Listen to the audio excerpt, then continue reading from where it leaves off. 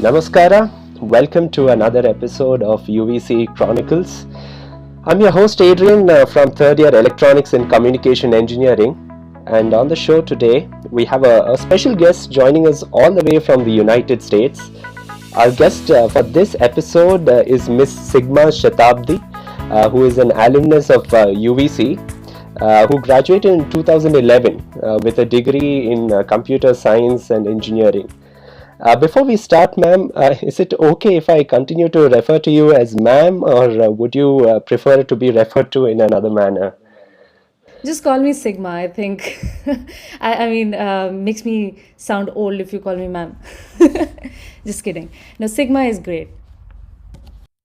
Sure, I shall stick with Sigma. So, I feel names are always a great conversation starter. Well, at Yeah. least that's true in my case, because my name is always the conversation starter for me. Everyone asks me, how did you get the name Adrian? What does it mean? And you have a very unique and wonderful name. So, could you tell us more about how you got your name? Oh boy. Um, so this is a grand total of 5,000 times that I'm answering this question. um, so, uh, yes, in my case as well, my name has been quite a topic of discussion, sometimes without me as well. I have heard anecdotes of people telling me discussions about my name, even without knowing how I look. So basically, it's been kind of a discussion starter or conversation starter in all occasions with literally everybody I know so far in my life. So, yes, I do share that story with you, Adrian. So, in my case, though, my name is just not Sigma, right? Sigma Shatabdi, both of which are very, very unique and different. Um, Sigma in itself is quite unique. It's Greek. So sometimes people come up to me and ask me if whether I'm Greek. And sometimes people ask me whether I'm a daughter of a mathematician. And also sometimes people look at my second name and they go, is your father in railways? Which incidentally is true. But then I was named Sigma Shatabdi way before my dad landed a job in railways. So that's a very funny coincidence. Um, but yeah, the long answer short is that even I don't know the reason of my name. I just made up a story and I've been telling that story to everybody because every time I ask my dad what the reason behind my name is and what it means, he gives me different answers. So it's been 31 years, 32 years now. I have been asking the same question and I always get a different answer. So my dad is either very creative, which reflects why my name is this. Yeah, so I don't really have a good answer to that. But then what I say to people is that it's a summation of all good things. So that is the story I'm sticking by. And Shatabdi actually means a century. Some nerds also go a step ahead and they do a summation of 100, which is, a series, right? So 100 into 101 divided by 2, which is 5050, and they make a joke of it. So there are a lot of stories around my name. I could probably keep talking about just that, which is probably not the point of this podcast. So I'm going to stop here. Well, that's definitely an interesting story. I thought there'd be some very pre-planned intention behind your name, but I think we'll get on with an introduction. Here at Chronicles, what we've found out through experiments is that nothing beats the introduction given by a guest themselves. So, could you go ahead and introduce yourself to our listeners and give them a brief overview about your journey thus far? Oh boy. Okay, I'll try. Well, I'm a potpourri, I would say. Like you just asking me for an interesting introduction. Now I'm blanking, drawing a blank on how interesting can I get. But I'm just gonna take a shot at it. So I would just call myself as a very creative mishmash of a lot of things. My name is Sigma, and I am and Odia, but lived all my life in Karnataka. Did my engineering in UVC, as you already know, and I went on to pursue my corporate life for the very first time in SAP Labs right after graduating, and then I decided to write GRE, and that's a funny story as well, because at the time I did not really have going to the US to pursue masters in the cards, but then there was a exodus of people leaving to the United States, which is why I decided might as well give the exam and keep it as an option to see whether I want to go. And eventually I weighed it down and I thought that, okay, it makes sense to go out to the US and see what's out there and pursue masters and see where life takes you, right? So I'm a very impulsive and a very instinctive person. I go by my intuition, and so far it has worked out for me pretty well. So I think I'd probably go by that approach for at least now, until something comes up where I have to really sit down and plan my life out. But that's pretty much it. And apart from that, I'd like to add that I'm also my identity, my pseudo identity is also of a dancer. So even though I don't really depend my livelihood on it, I dance a lot. I teach also. There are lots of dance styles that I've picked up over the years. I have training in Indian classical dance form called Odissi. Not because I'm from Odisha, but because I truly, truly love the art form, and which I was introduced to very late in my life when I was 21 years old, right after college, actually. But my love for the art form was so imminent that I ended up training in it, and now I'm a professional who's also a performing artist.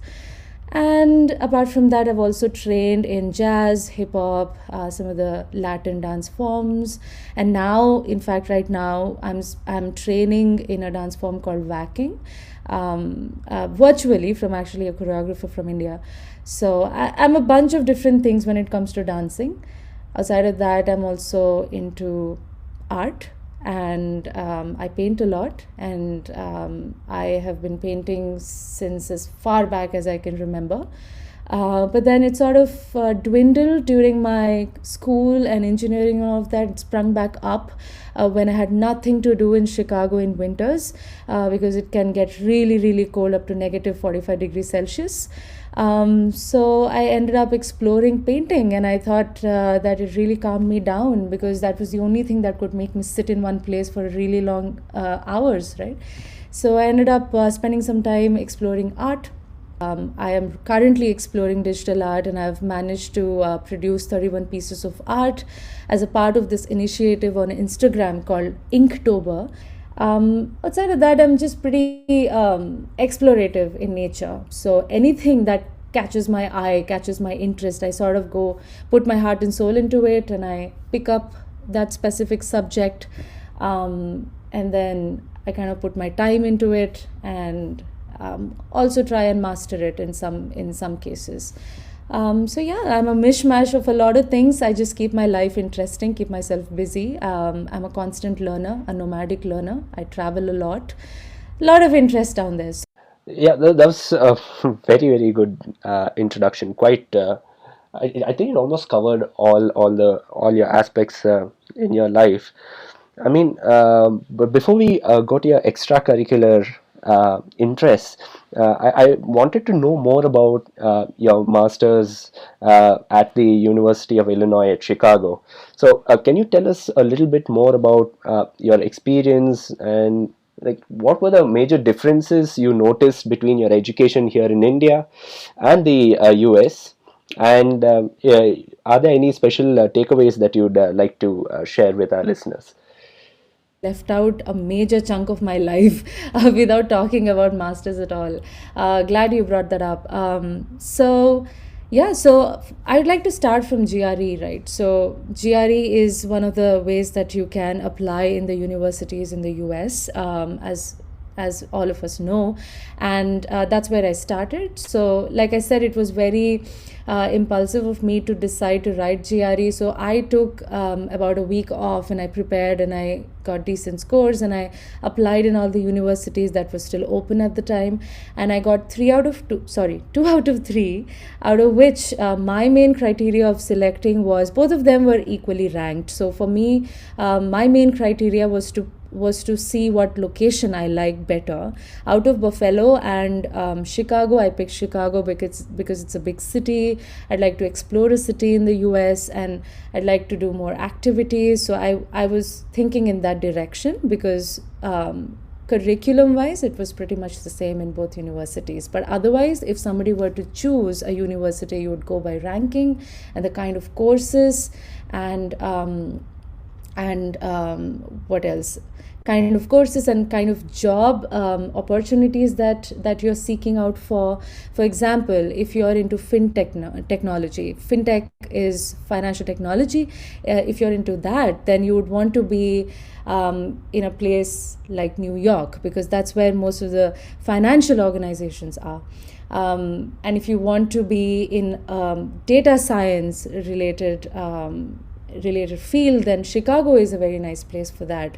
And similarly, if you are deep into technology, computer science, then Bay Area or the Silicon Valley, otherwise known as Silicon Valley, is the place for you to be at. So accordingly, you have a lot of parameters that you have to weigh, and finally figure out what university one should apply in, or rather select in. Obviously, you would initially apply in almost all universities, but it definitely can mean a lot of money and a lot of time spent, right, to even apply. So you would want to make some judgment. You want to have some criteria around the smaller list of universities that you want to apply, that you're confident that you will at least hit 50% in, right? So that would be your criteria.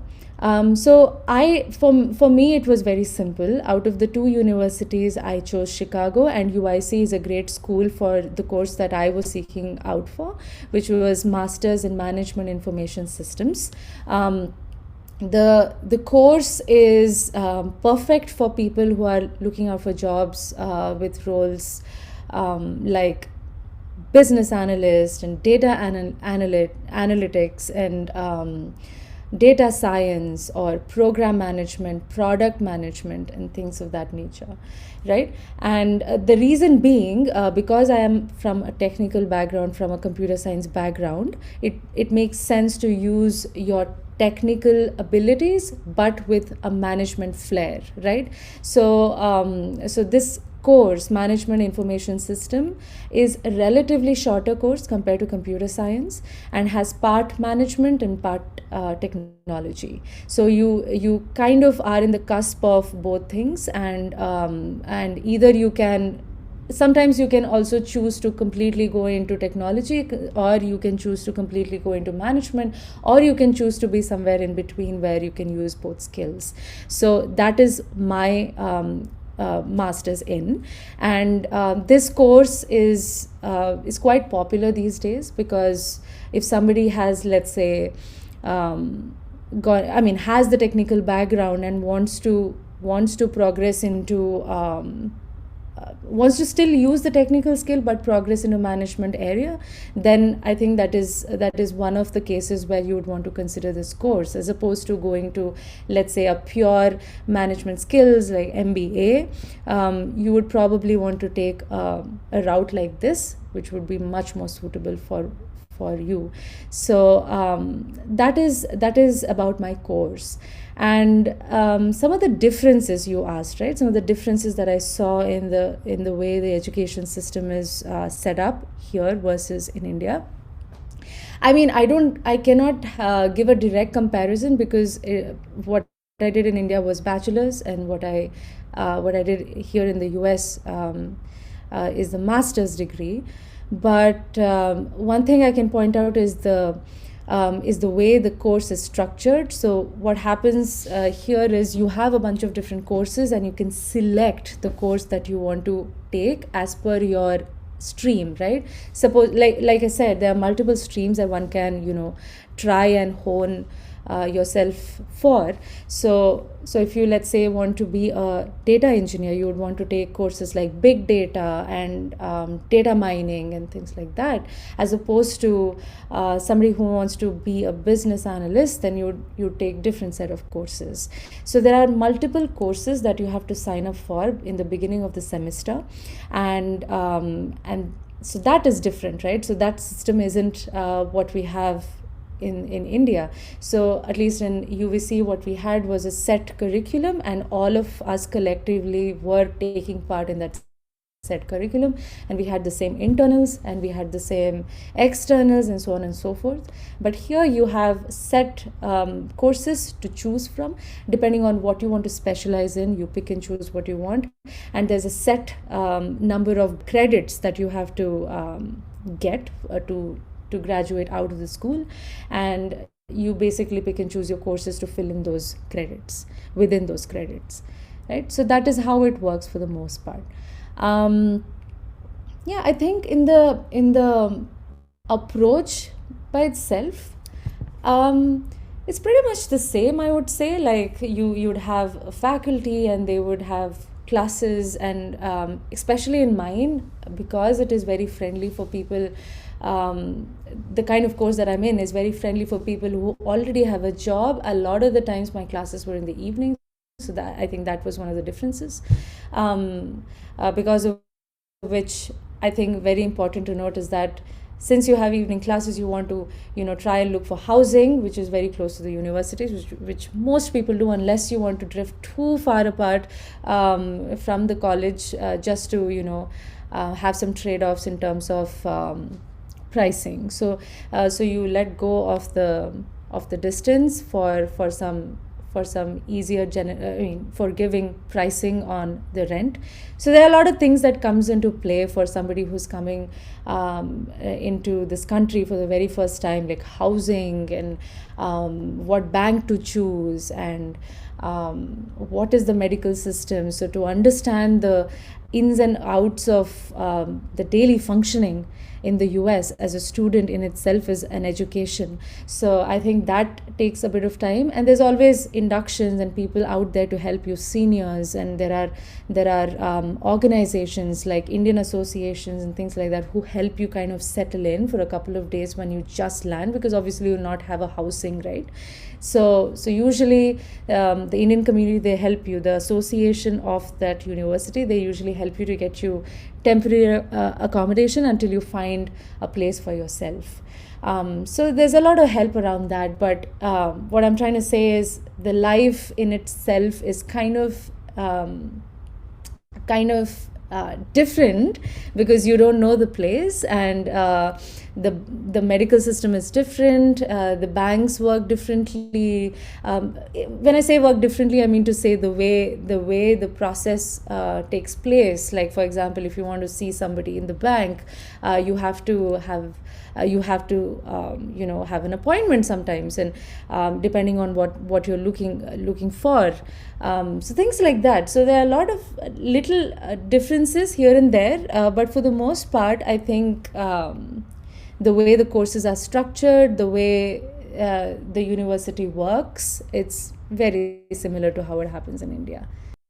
Yeah, so I think you've comprehensively covered your experience in the US, and by just listening to it, I think it takes quite a lot of effort to do your research, because you're not just going there and learning. You also have to take care of all your living needs and your finance and other things. So there does involve a lot of groundwork.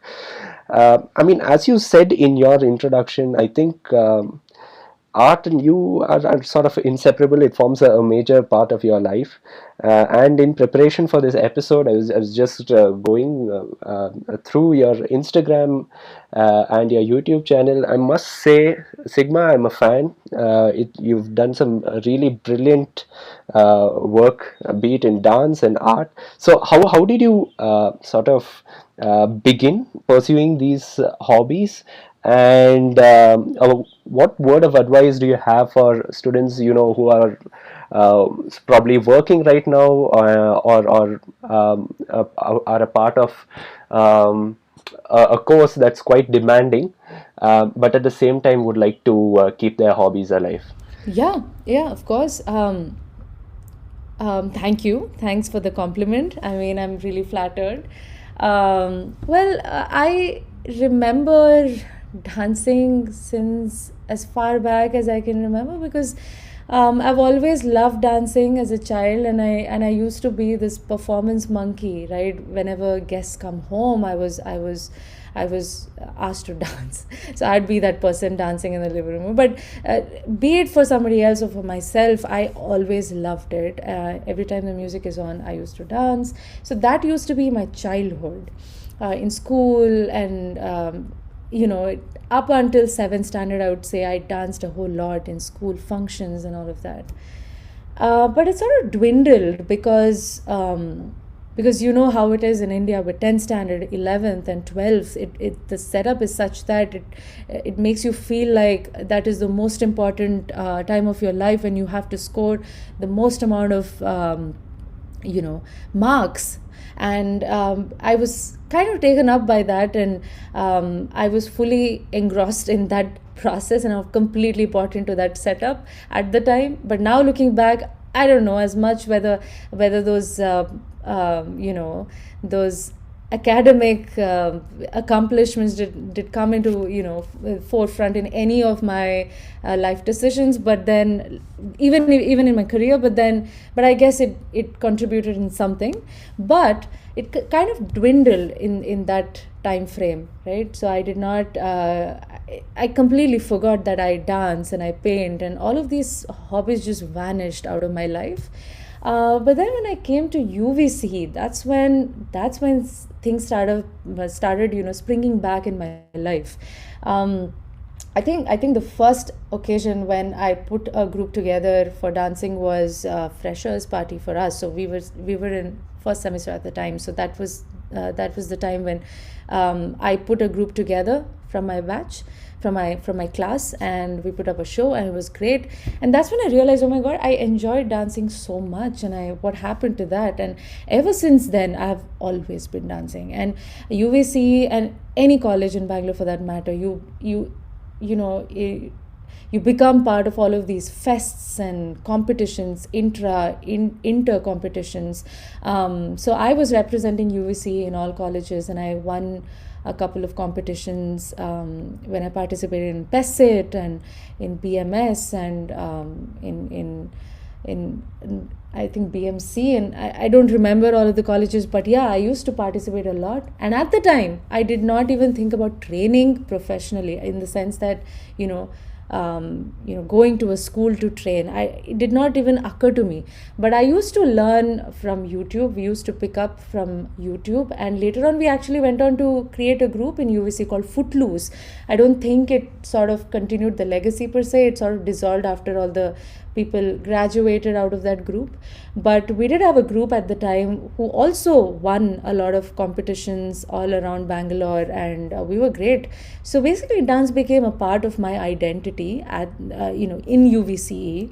And I did a lot, and I sort of carried it on in SAP labs as well, because a lot of people knew me as a dancer at SAP as opposed to a developer. It was really funny, not very flattering for a developer, but in a way it was a compliment, because people sort of knew me as somebody who dances, and who's into classical dancing, and who appreciated the art form and things like that. So so it's always been there in my life, and I have not lost touch after moving to Chicago as well.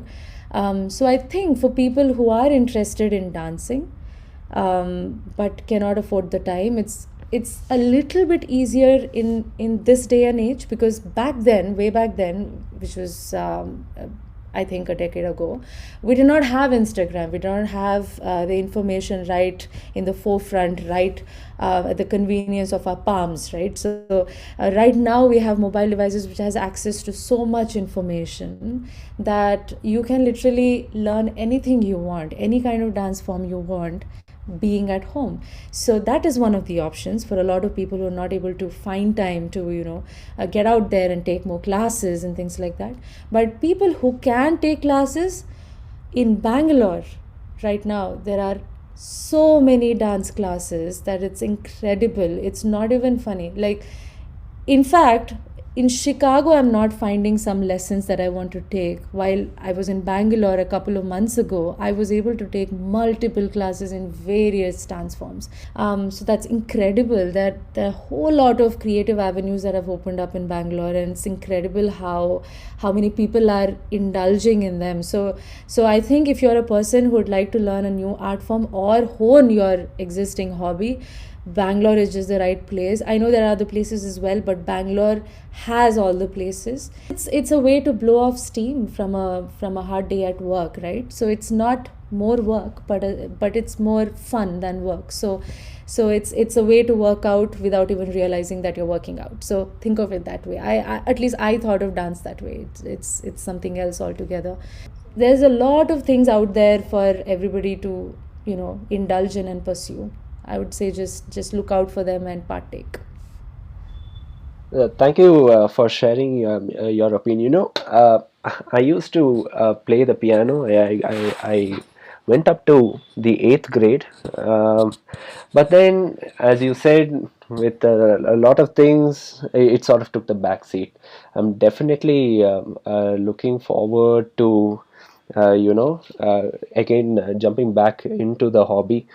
And as far as blowing off steam is concerned, it really is a place for me to an outlet for me. Whenever I'm feeling extremely sad or happy, just touch the ivories on the piano, and I'm transported into another world altogether. So thank you so much for joining me this episode, Sigma. I had a super fun time chatting with you this evening.